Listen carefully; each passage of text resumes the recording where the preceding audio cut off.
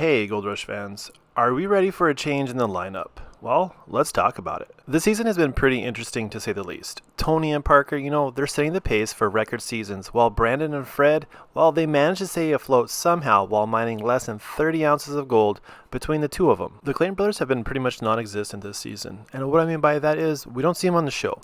At the beginning of the season, they had that challenge with Fred. They told us in more detail why they're mining, and you truly got inspired by it.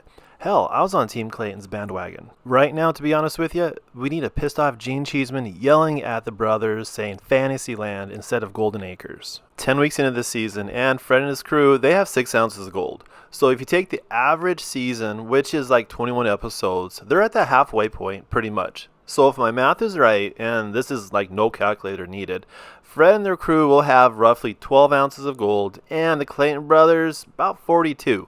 They have, in my opinion, honestly, no chance of getting 50 ounces of gold, let alone 500. So here comes the Winchester boys. They're older guys that are looking for an adventure. They have a home-built dual trommel. They probably watched Gold Rush over the past decade, and they're leasing ground from Tony at 30% royalties.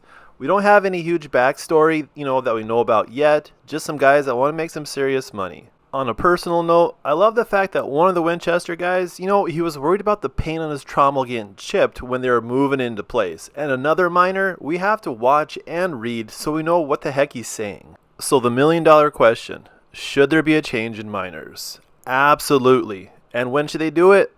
Now. But to me, personally, the Winchester boys, they're not the answer. We need a hero. We need a sleeveless, cigarette-smoking, tattooed hero. Yes, we need Rick Ness back.